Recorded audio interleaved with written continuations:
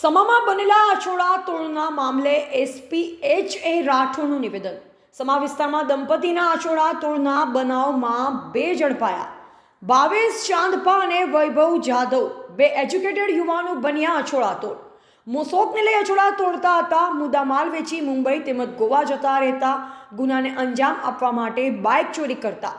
ચોરીની બાઇક પર સવાર થઈ અછોડા તોડતા વડોદરા ક્રાઇમ બ્રાન્ચની ટીમે બંનેને સરદાર એસ્ટેટમાંથી ઝડપી પાડ્યા હતા।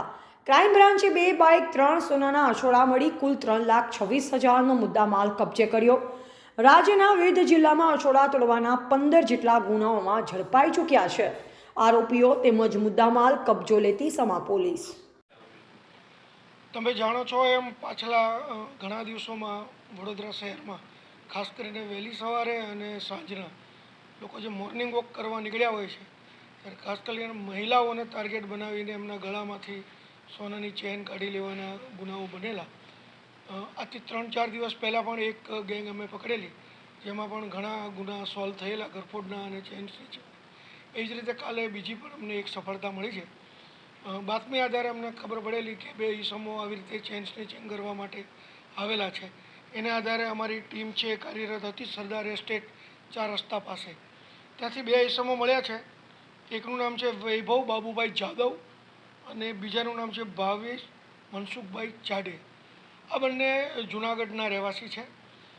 એ બંને ને શંકાને આધારે લાવતા પૂછપરછ કરતા સમા પોલીસ સ્ટેશનના 3 ચેન સ્નેચિંગના ગુના છે એનો ભેદ ઉકેલાયો છે। 3 ગુનાનો મુદ્દામાલ પણ મળ્યો છે અને તેઓ ચોરીનું મોટરસાઇકલ પહેલાં મોટરસાઇકલ ચોરતા હતા અને એ ચોરીના મોટરસાઇકલના આધારે એને સાથે રાખી અને ચેન સ્નેચિંગ કરતા હતા।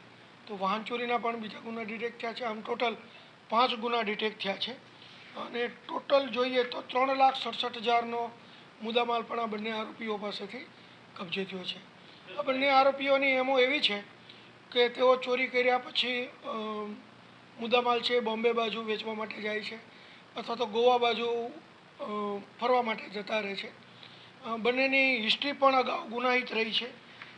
અગાઉ જે આરોપી છે એમના વિરુદ્ધમાં 15 ગુના જૂનાગઢ, રાજકોટ, સુરત વગેરેમાં દાખલ થયેલા છે અને આ જે છે એ આરોપીઓને પકડી અને સમા પોલીસ સ્ટેશન હેન્ડઓવર કરવામાં આવ્યા છે। તે લોકો આ ગુનાના કામે વિશેષ પૂછપરછ કરી અને વધુ તપાસ હાથ ધરી છે।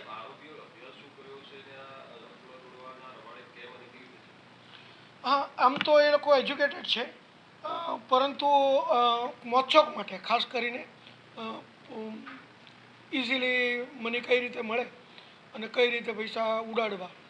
મહેનત કરવાથી તો પૈસા થોડા મહેનત કરવાથી તો બહુ ઓછા મળે, ઓછી મહેનતે વધારે પૈસા મળે એ જેનો હેતુ છે અને ગોવા ખાતે ફરી અને આ પૈસા ઉડાડે છે।